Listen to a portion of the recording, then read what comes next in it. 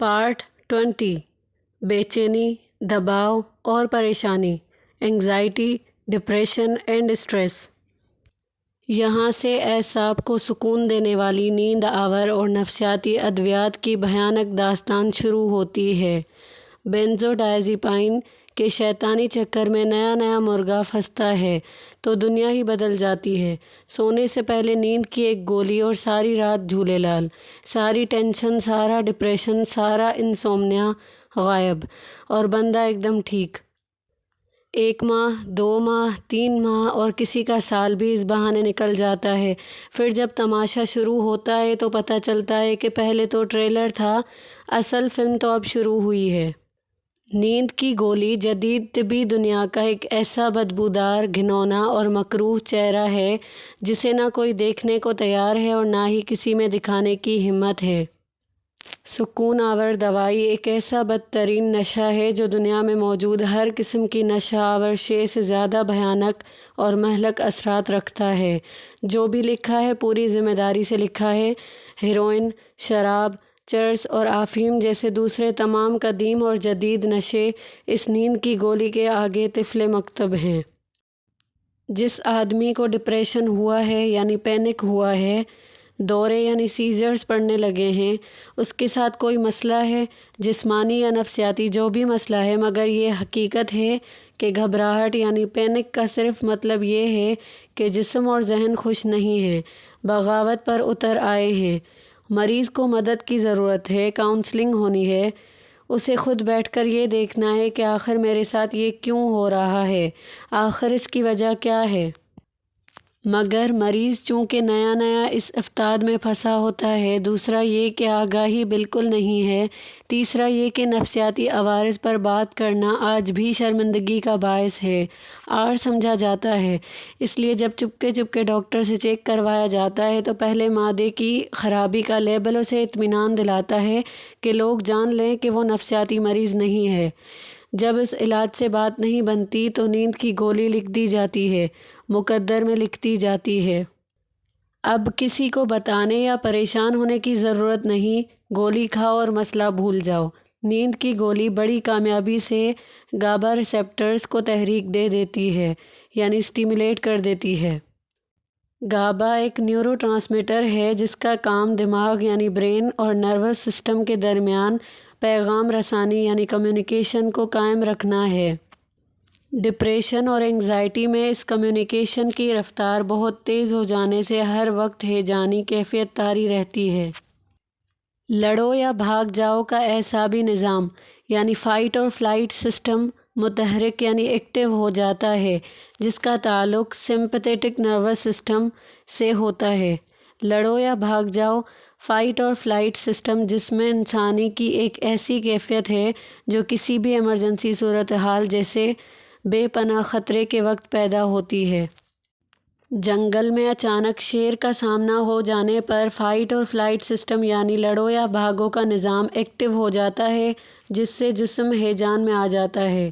سانس تیز اور چھوٹی چلنے لگتی ہے، جسے عام طور پر سانس کا پھول جانا بھی کہتے ہیں۔ شدید اضطراب، گھبراہٹ پیدا ہوتی ہے، بلڈ پریشر بہت زیادہ یا بہت کم ہو جاتا ہے، آنکھوں کے آگے اندھیرا اور سر چکرانے لگتا ہے۔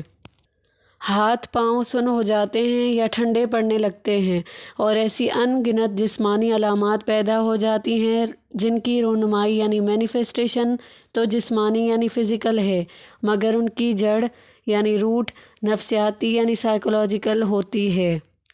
ڈپریشن، ٹینشن اور انگزائٹی کے مریض میں یہ فائٹ اور فلائٹ سسٹم بے قابو ہو جاتا ہے، اچانک آن ہو جاتا ہے اور اچانک آف ہو جاتا ہے۔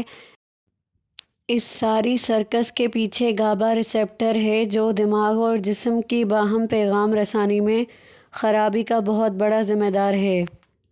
نیند کی گولی ایک دھاندلی یعنی ہیک ہے جو گابا ریسیپٹر کو تحریک دیتی ہے، یہ گابا کو طاقتور کر دیتی ہے، جس کی بدولت قابو سے باہر نکلتی یہ کمیونیکیشن اس کے کنٹرول میں آ جاتی ہے۔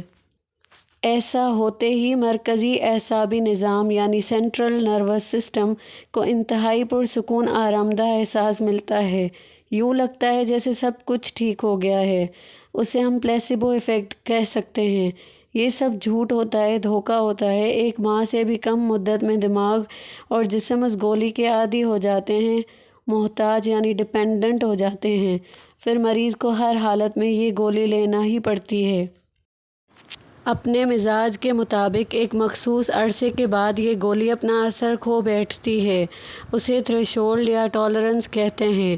نتیجہ اس کا یہ ہے کہ مریض کو یا تو گولیاں بڑھانی پڑتی ہیں یا پھر ان کی طاقت میں اضافہ کرنا پڑتا ہے۔ 6 ماہ سے زیادہ عرصہ مستقل نیند کی گولی لینے والے افراد کا مزاج مکمل طور پر تباہ ہو جاتا ہے۔ خاص طور پر حساس اور جذباتی افراد میں غصہ، چڑچڑاپن، وحشت، ہر وقت موت کا خوف، معدے کے تمام مسائل، بے خوابی، خودکشی کے خیالات جیسی دیگر تمام علامات نمودار ہو جاتی ہیں۔ اور پھر انجام کار ایسے مریض کو اینٹی ڈپریسنٹس پر لگا دیا جاتا ہے۔ اینٹی ڈپریسنٹ ادویات کے فیوز و برکات پر بات کرنے کی یہ کتاب متحمل نہیں کہ طوالت بے پناہ بڑھ جائے گی۔ ہر وقت ہاتھ دھوتے رہنا، ہر وقت رونا، چیخیں مارنا، شیزوفرینیا، ان دیکھی مخلوقات اور مردوں سے ہوش اور خواب میں ملنا، ان سے باتیں کرنا، خودکشی کے خیالات، یہ اینٹی ڈپریسنٹ ادویات ایک مکمل پاگل پن کی طرف انسان کو لے جانے کے لیے بنی ہیں۔ عارضی آرام یعنی ٹیمپرری ریلیف کے سوا ان کی کوئی حیثیت اور حقیقت نہیں۔ آج کے میڈیکل سسٹم کے لیے شرم سے ڈوب مرنے کا مقام ہے اور ہمارے سوچنے کے لیے عبرت ہے کہ ایک ایسی دنیا، ایک ایسا معاشرہ جہاں شراب، ہیروئن، چرس اور افیم پینے پر، بیچنے پر پابندیاں بھی ہیں اور ایسا کرنے والے لوگوں کو کبھی قبول بھی نہیں کیا جاتا، وہاں سب سے بھیانک نشہ ایلوپیتھی کے سائے تلے قانون کی اجازت سے اور باعزت طریقے سے بیچا بھی جا رہا ہے اور استعمال بھی کیا جاتا ہے۔ اس سے تو بہتر ہے کہ دوسرے نشے بھی قانونی طور پر جائز قرار دے دیے جائیں تاکہ بھائی چارے اور مساوات کی فضا میں ہم سب گھل مل کر نشہ کر سکیں۔ کسی ڈاکٹر سے پوچھیں کہ نیند کی گولی کا انٹر ڈوز وڈرال کیا شے ہے۔ ہیروئن کے ایک انجیکشن سے دوسرے انجیکشن کے درمیانی وقفے میں نشہ کرنے والے کا جسم ٹوٹتا ہے، 1000 علامات پیدا ہوتی ہیں، اسے انٹر ڈوز وڈرال کہتے ہیں۔ یہی معاملہ نیند کی گولی کا بھی ہے۔ یہی وجہ ہے کہ خوراک یعنی ڈوز بڑھانی پڑتی ہے۔ اگر آپ سلیپنگ پلز لے رہے ہیں تو اس سے پہلے کہ کچھ نہ ہو سکے آپ کو اسے چھوڑنا ہوگا۔ اس کا وڈرال انتہائی بھیانک ہے۔